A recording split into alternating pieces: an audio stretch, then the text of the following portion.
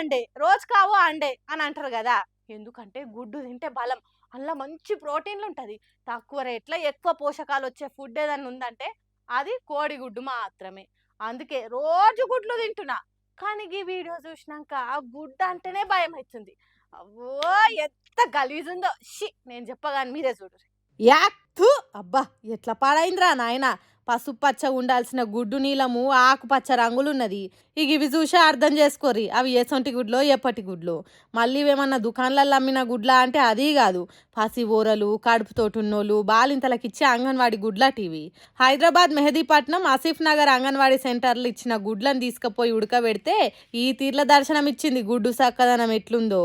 ఇదేంది అని పోయి అంగన్వాడీ వాళ్ళని అడిగితే స్కూల్ బంద్ ఉంది కదా, 10 రోజుల ముందు వచ్చిన గుడ్లే వంచుతున్నాం, ఏమైంది ఇప్పుడు బాగలేకపోతే వారయురి అని పట్టి లేనట్టు ఎట్టిగా సమాధానం చెప్పిందట ఆ సక్కదనాల అంగన్వాడీ టీచరు.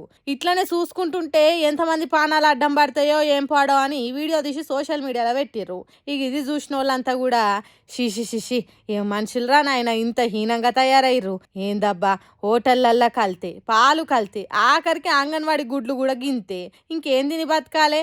ఇన్నొద్దులు గుడ్లు తింటే పేయికి మంచిది, మంచి పోషకాలు వస్తాయని తెలుసు కానీ ఈ గుడ్లు తింటే మాత్రం లేనిపోని రోగాలు వచ్చేటట్టున్నాయి కదా. ఆడోళ్ళంతా జర వంట చేసేటప్పుడు మరీ ముఖ్యంగా చిన్న పొరలకు గుడ్లు తినబెట్టేటప్పుడు మాత్రం చూసి పెట్టుర్రి. అప్పుడప్పుడు పని మీద సోయి లేనోళ్ళ వల్ల మన పిల్లల పానాలు ఖరాబ్ అవుతాయి. పైలమ్మలా యాద పెట్టుకోరి.